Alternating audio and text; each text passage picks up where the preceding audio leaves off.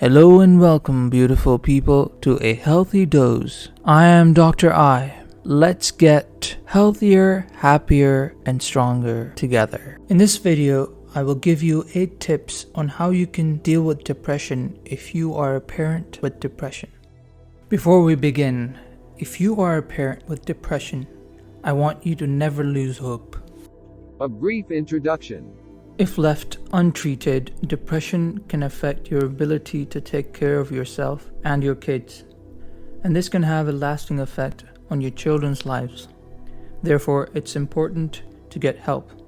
Parenting can be a tough job under the best of circumstances. After adding depression into the mix, parenting can feel overwhelming. Balancing family with depression can pull you in 2 different directions. The 8 tips that I will mention in this video will help you with managing depression, and once your depression is properly managed, you will feel better. And once you start feeling better, you can then be the parent that you want to be. Let's start with tip number 1.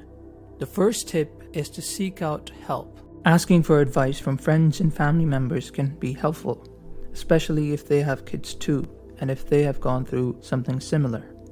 Family and friends can give you a lot of tips for coping with depression. However, one thing to note is that depression affects everyone in different ways, and what works for one person might not work for another. One of the most important things you can do is to start on an effective treatment by contacting a mental health provider for an evaluation. Your doctor might recommend an antidepressant, talk therapy, or a combination of the 2 to improve your symptoms. Managing your depression will not only help you, it could improve your children's mood and well-being as well. Let's move on to tip number 2, which is to forgive yourself. Balancing family with depression can require a lot of juggling. If one or more of these balls fall from time to time, don't be too hard on yourself.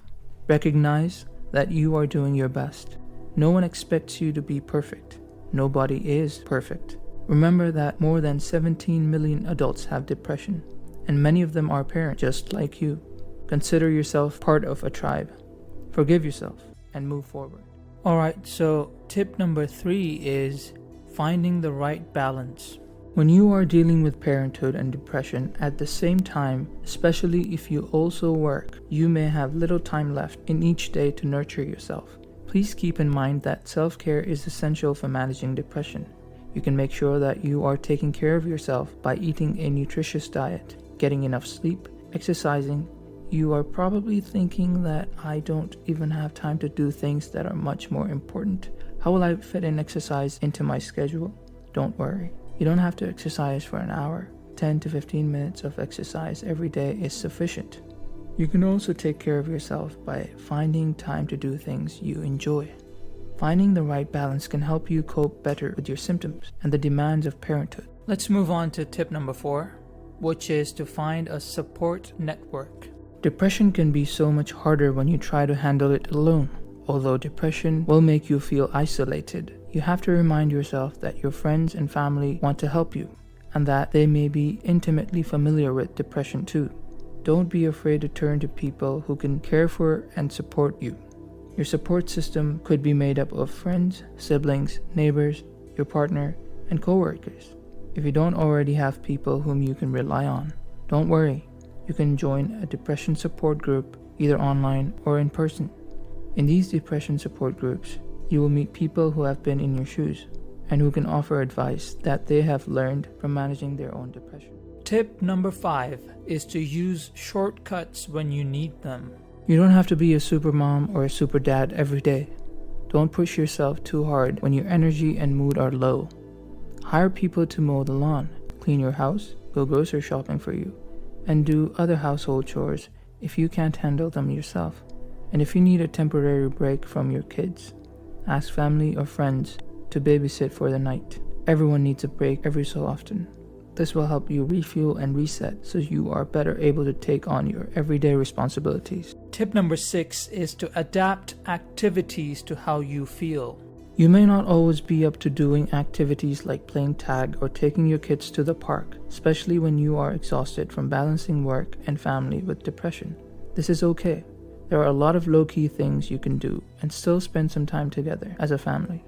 For example, you can read your kids a story or put out a few art supplies and let them get creative while you cheer them on from the couch. Tip number 7 is to teach your kids how to help you. You don't have to tell your children all the details of your depression, but you should at least let them know that you sometimes feel sad. Then when you are down, you can ask for their help.